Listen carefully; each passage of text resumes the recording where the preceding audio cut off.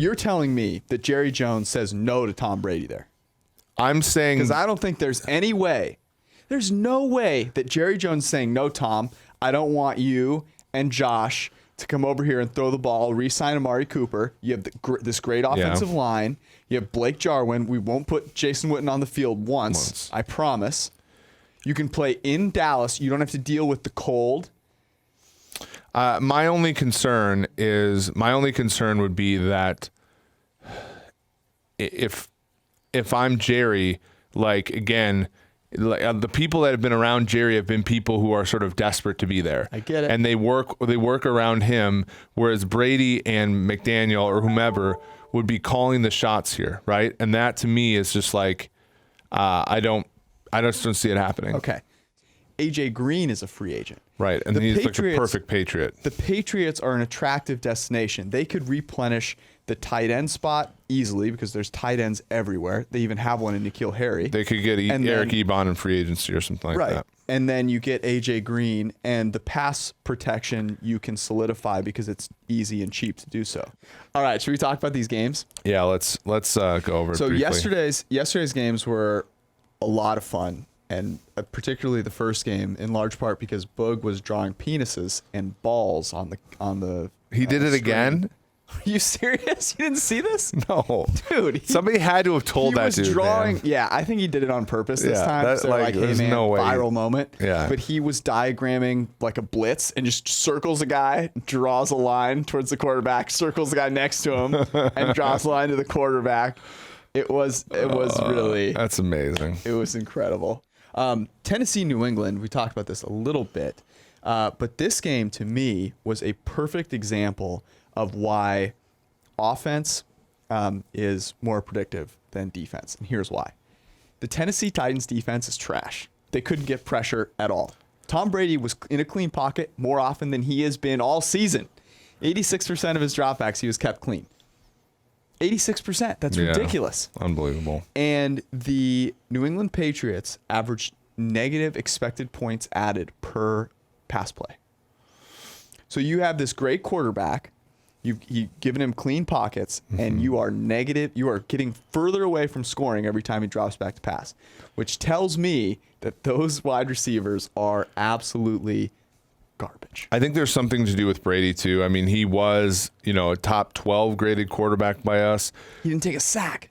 I don't think but he didn't grade well the other night. And it's one of those things where this is the entanglement problem that's really hard to solve. Mohamed Sanu was under a yard per route run since he was acquired. N'Keal Harry was under a yard per route run since he joined the team. No team had less effective tight ends than the Patriots. The Patriots' offensive line wasn't particularly good, but they did okay the other night. But when your only receivers are James White and Julian Edelman, it's going to be really hard. This is crazy. So that, running is not very efficient. It's not nearly as efficient as passing. The Tennessee Titans were still more efficient passing than running, despite Derrick Henry. Derrick Henry was great, but still passing is just that much more efficient. But the Titans were more efficient per play running than the Patriots were passing. And that, my friends, is how you lose at home, despite the fog rolling in.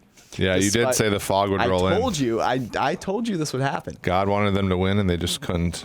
Sometimes you can't turn the hand of fate. Drew Brees, 6.7 yards per attempt from a clean pocket. He had 100 yards from a clean pocket, which is un-Drew Brees-like. So my big takeaway from this game, honestly, for the Saints was Saints were better with Taysom Hill at quarterback. Jeez.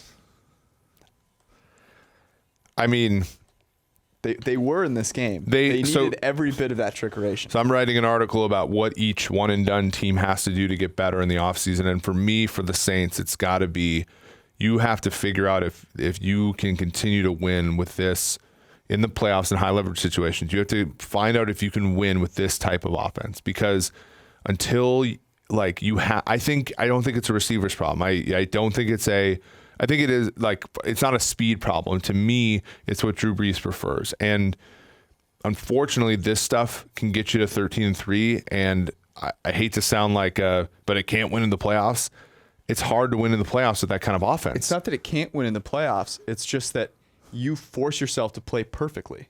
Yeah. You and can't it's get difficult. these big plays that can make up for all these errors. Adam Thielen had a horrible fumble in this game. He had a horrible game in the first half. Right. It was terrible. You know how you make up for that? You go 40 yards down the right side of the field. Like, those are the situations that can make up for all these things. And if you want to make up for a brilliant game plan by the Minnesota Vikings, you have to be able to go down the field and make some plays down the field. And they couldn't do that. So let's play this out. Okay. I think San Francisco gets the W. Okay. I think that Seattle pulls the upset. I think we have San Francisco, Seattle on the NFC side. And I think San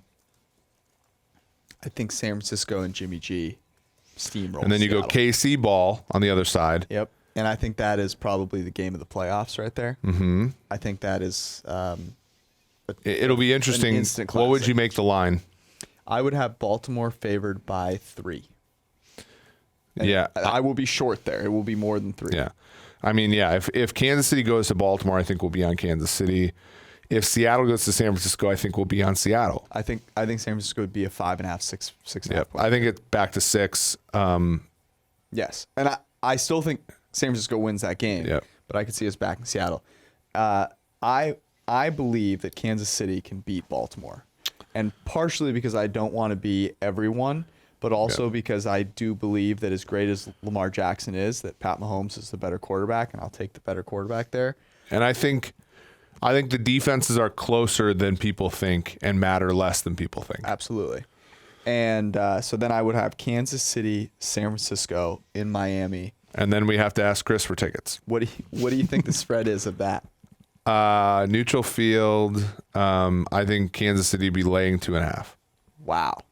See, I don't think that's the case. I think San Francisco, in part because they're such a public team, but also because they were the better team in the regular season. I think they would be like a 1.5, 2-point favorite.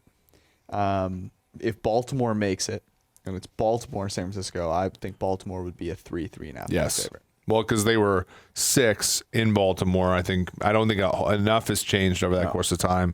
So I would think it would be 3 there. If Seattle played either Kansas City or Baltimore, 7.5 to 9.5, Yes. somewhere between there. and I would take Russ with everything. I think the Ravens, I think the Chiefs, the Seattle, they'll be back for years, I think. Okay, but I asked you what the best matchup would be. The best matchup would be San Francisco versus Baltimore. Okay. We've already seen it. I want to see San Francisco, Kansas Okay. City. As a partial observer, I would love that too. But I think the best matchup right now would be Baltimore SF. This is what I have. I have a story from the Cincy Y. Oh no. I sent you a picture of it. Oh, that's right. I was in the gym on Saturday. I put my stuff in a locker. I go work out, come back. I'd actually just gone for a swim, and so there's like these little like corridors where the lockers are, and you have to walk down yours. There is a dude in a towel laying on the floor, face first, like stomach down on the floor, diagonally like across the lane. So like you can't, like I had to step over the guy to get down to my locker. So he's just laying there. He like barely moves when I step over him to get to my locker. But no, it gets better. So there's then a guy that walks up whose locker is literally like right in front of this guy. Mm-hmm. So he's like standing, like he doesn't want to step on the dude. He's like unlocking his lock, like trying to make noise. So the guy notices that he's like right there. Dude does not flinch. When I left, he was still laying face first. First off, you could not pay me enough to lay on the floor of the Cincinnati YMCA locker room. The guy probably has crabs now. I mean, holy shit. It's disgusting. But the guy didn't move. Now, I don't know. Maybe he had some mental thing. Who knows? I don't want to pass judgment. But if not, what the ever-living shit is wrong with you? That's my story from the Cincy Y. Come on, man. Laying on the floor. But we know, like, the people there, man, they lay, like, cheeks first on, like, a couch. It's unbelievable. Thanks for watching the PFF YouTube channel. And if you want to subscribe, all you have to do is push the button. Don't forget everything you get. A little fantasy, push the button. A little green line for the gambling aspects of the game, push the button. College football, push the button. The YouTube channel from PFF.